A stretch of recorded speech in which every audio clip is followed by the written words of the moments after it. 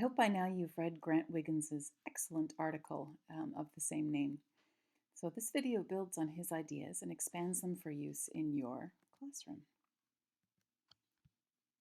Okay, the first question I want to ask is, what is feedback? If you've read Wiggins' article, you'll remember that effective feedback is the most powerful tool to improve learning. In fact, he says that more feedback and less teaching, or what I understand to be lecturing, significantly equals significantly more progress in your students' understanding. Feedback is information about how we're doing in our efforts to reach a goal. It does not include value judgment like great, good, bad. I have to say this is a tough one. I have a hard time letting go of the good job, nice work. So if you're like me, I suggest we can compromise by including these encouraging comments and then doing a follow-up with feedback, but we'll get to that a little later. All right, first, let's take a look at these phrases. Which one of these are genuine feedback? I saw you hesitate and then use the expression we practiced to take your time. You used the strategy well. You are on target. When you speak slowly, I understand you better. 9 out of 10. You exceeded expectations. So of these, which ones give information about ability in relation to a set standard? If you said you are on target 9 out of 10 or exceeded expectations, you're probably right. Which ones help the students to actually learn? This is a little tougher because we can look at the I saw you hesitate expression and when you speak slowly.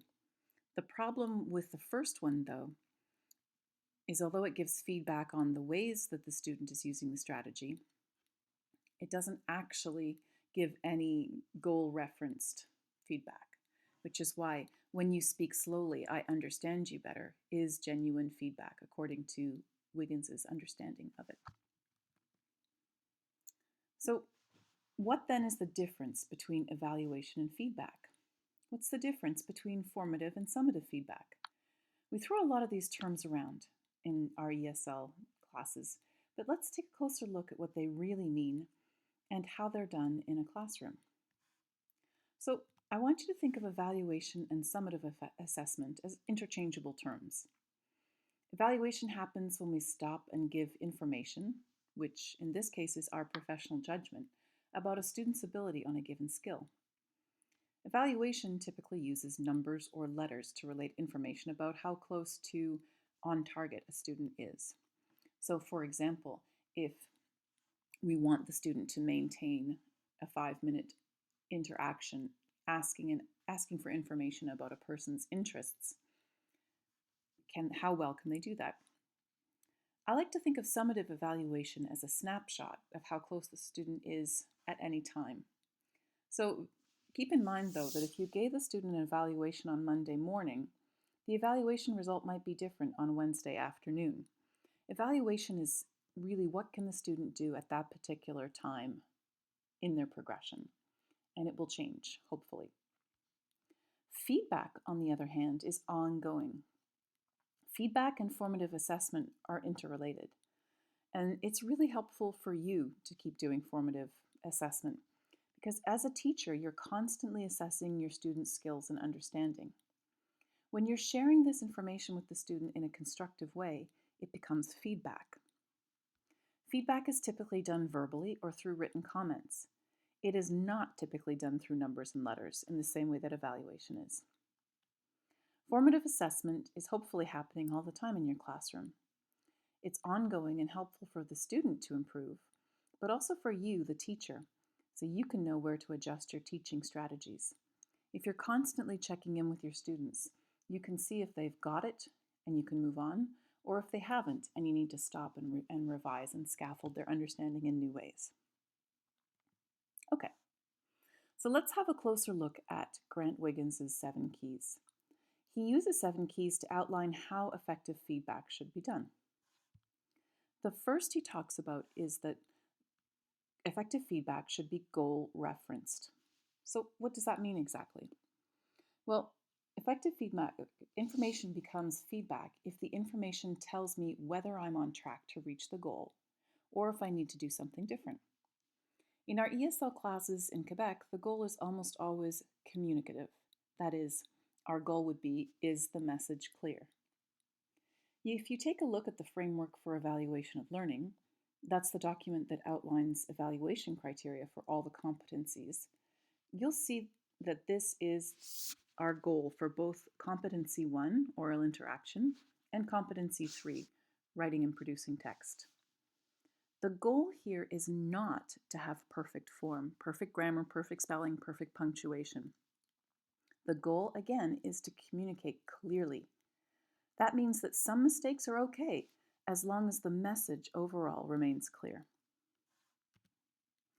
The next key is to be tangible and transparent. That is, results are related to the goal. In an ESL classroom, for example, if the students are learning to order a meal, the tangible results would be that they get exactly what they ordered. If the goal is to write a text communicating an idea, the goal would be to have the person receiving it understanding the idea. When we talk about transparent, Wiggins means that it's easy, your feedback is easy for the students to understand. And this is especially important for ESL students because, of course, we're giving feedback in their second language, so they have a bit of a barrier to overcome. Some tips to help you. When you're giving feedback, make sure your language is simple and short. Use cognates if possible. Cognates are words that are similar in English and the target language, like, for example, communication. It's the same in French and English, communication. Wiggins has an interesting recommendation in his article. He recommends that teachers videotape their own classes at least once a month. And he says he does this because what's happening in your head when you're explaining something is not the same as what's actually happening in the classroom for your students. As he put it, concepts that had been crystal clear to me when I was teaching seemed opaque and downright confusing when I looked at the tape. So if you really want to improve your teaching techniques quickly, put yourself in the place of your students. Watch a videotape of yourself teaching so you can see what they see, hear what they hear. You might find that you're teaching too quickly, speaking too quickly, not writing things on the board, for example, and you may notice that your students are looking a little confused. The next key is to be actionable. So effective feedback is concrete, specific, and useful. It provides actionable information. I like to think of this as answering the how. How specifically should I improve? What should I do more or less of next time? And if you've ever received a comment on one of your papers, just on the margin that says something like unclear, you'll know what feedback is like when it's not actionable. I remember receiving a comment like that and thinking, unclear. Okay, but how do I make it clear? If you take a few minutes and give a suggestion for how to improve, it will really help your students. This is what we mean by actionable feedback. The next key is to be user-friendly. Don't overwhelm your students with too much detail. Tell the students one important thing you noticed that, if it's changed, will yield immediate and noticeable improvement. You want a teaching tip when you're teaching ESL students? Then I suggest you think, speak, and write in bullet points, not sentences when communicating your message. That way your students avoid doing a reading and listening comprehension exercise when you give feedback. Timely. Of course, the sooner you give feedback, the better. This can often be challenging in real classrooms, but if you can, try to get your corrections back as soon as possible. For activities that don't count towards the final grade, in other words, practice activities, you can also feel free to have students switch and correct each other for even faster feedback. Things like fill in the blank or true and false and multiple choice. Practice those in class and get the kids to exchange quickly. Games practicing specific structures are also great because they give immediate feedback. If you do it well, you get the point. If you don't, you don't. And technology, of course, with online activities that give instant feedback, really help as well um, in order to give immediate and tangible feedback. Ongoing. What makes any assessment in education formative is that the student has opportunities to reshape the performance to better achieve the goal. So if you're giving feedback constantly, then every time you give a small correction, the student has a chance to make a difference. Finally, consistent. Information should be stable, accurate, and trustworthy. That may seem obvious, but if your students have one teacher who says something and then a different teacher who says something entirely different, they'll distrust both teachers' feedback. So try and remain consistent about what you're saying, not just with yourself, but with your peers.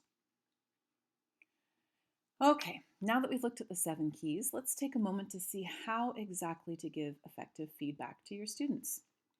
One of the tips I love in Wiggins' article is to use mental colons every time you're tempted to express feedback as a value. That is, good job, or needs work. So let's take a look at some examples. When you're giving feedback, try to frame it as the effect it has on you as a receiver of the message, rather than what they did right or wrong. So, for example, if we say good work, why is it good work? Well, because you're speaking loudly and clearly. This is goal referenced.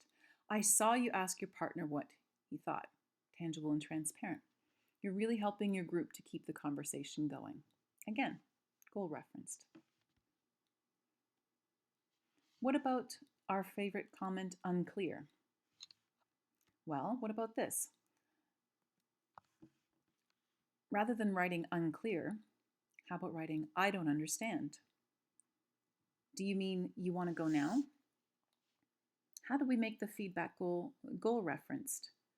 How do we make it actionable? Here's another way to think about it. Another tip for giving effective feedback is to think of it as a think aloud or write aloud. Write what you're thinking as you read your students' work. Explain how the message is received. So as you go through a student's paper, if you see a sentence that's unclear, say, rather than writing unclear, write in the side margin, I don't understand what this means. Here's an example of a think aloud feedback I gave a student teacher on their lesson plan. So, full confession, I'm still working on making my feedback goal-oriented, actionable, transparent, etc. In the feedback, I've tried to write what I'm thinking as I read the lesson plan. And of course, I'm editing to remove as much value judgment as possible. So take a look. Setting aside the timely and ongoing criteria, are the comments goal-oriented, tangible, transparent, actionable, user-friendly, consistent? Feel free to pause the video at this point if you want.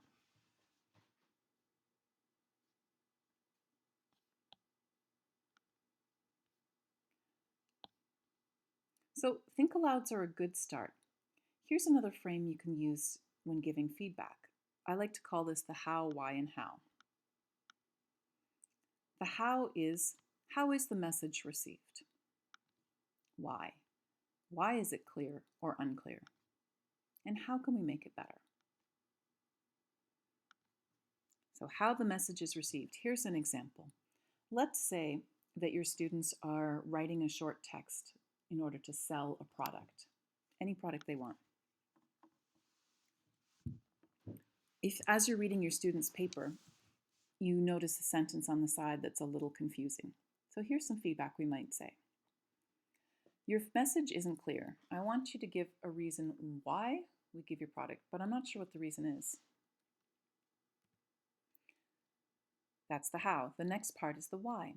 Why was the message clear or unclear? Let's make the feedback tangible and transparent. This part of the sentence is confusing. You write, the teacher app helped to learn the students. Did you mean the teacher app helps teach the students, or the teacher app helps the students learn. Teaching and learning are two different verbs. It depends on who's doing the action. So this is how, now that we know why the message isn't clear, it's easy to explain to the students how to make it better. Tell them to remember it this way. Teachers teach and students learn. You can draw arrows from one to the other to help them see that more easily. This is just an example of the frame for how, why, and how. Let's try the how, why, and how frame again on a new activity. This time, imagine that your students are practicing asking and answering yes/no questions by playing a game of Go Fish. One of your students, Juan, turns to his partner and says, "Do you have a neuf?" What kind of feedback could you give him about his language? Remember, use your mental colon, think alouds, and how, why, how.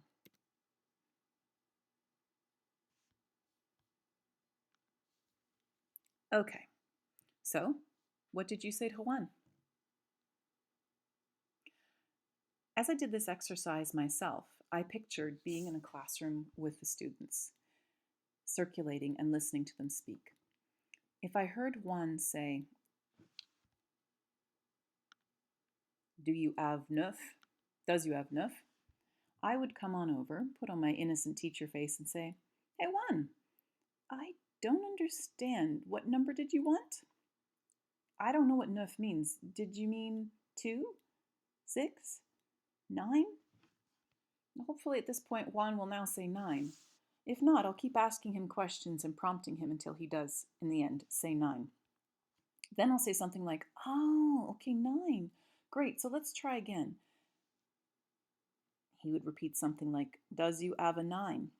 I would say, "Aha, yes, I have a 9. Now, notice I had to make a call whether to correct the mistake with the number, neuf, or the mistake with the verb, does you have, first. Since the incorrect number impeded understanding, and our goal in the communicative approach is to make sure we have a clear message, I decided to correct that mistake first. Now, if I wanted to address the problem with the verb, I might want to take the pressure off Juan. So I'd probably do something like this. After getting Juan to say 9, I would turn to the group as a whole and say, remember, we say, "Do you have a," when asking for a card. So let's practice together. Everyone, "Do you have a?" Everyone hopefully would repeat. I would say, "Yes, that's right." "Okay, Kira, your turn. Do you have a?" Kira would say, "Do you have a?" "Good. Mode, your turn. Do you have a?" "Nice. Juan, you again. Do you have a?" "Excellent. I've now heard everyone say it correctly. Your message is clear." Keep practicing with each other and using that form. So that's what feedback for oral interaction might look or sound like. For written work, it can be a little trickier.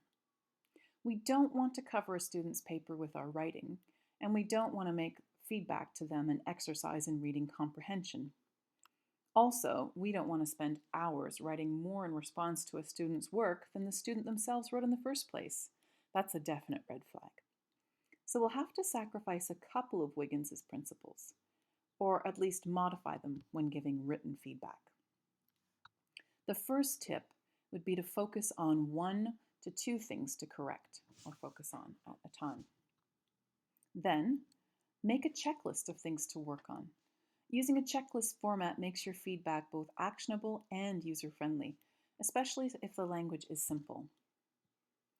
I like to suggest to my student teachers that they think, speak, and write in bullet points. If we do this when giving instructions or writing out feedback, it's a lot simpler and more user-friendly for the students. Finally, where possible, follow up with a conference. A quick 5-minute chat with your student is much easier because you can explain verbally and visually with them sitting next to you. It's a lot easier for them to understand, and it's a lot easier for you to do than writing a full paragraph. while you worry if your message is clear.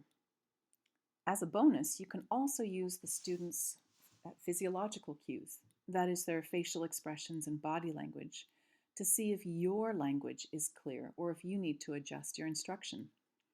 Conferencing in this way is a lot more dynamic and more effective. Now, I know some of you are wondering about the classroom setup or classroom management. How are you supposed to spend 5 minutes with each child in class when there's 30 of them in a classroom? Well, it is possible. Here's a tip. You can conference with one student while others are writing or reading or doing any other work that doesn't require you to lead the class. So pick a moment when the students in class have a task to complete, a worksheet, reading to do, game to play. Tell them that you'll be meeting with them one-on-one at the same time while they complete their task.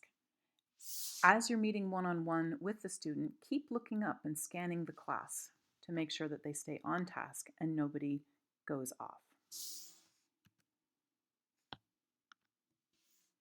So that's it for our video on feedback. Keep in mind that like any teaching skill, it takes time and effort to improve in your feedback techniques. But if you really want to help your students improve, it is well worth the effort. Thanks.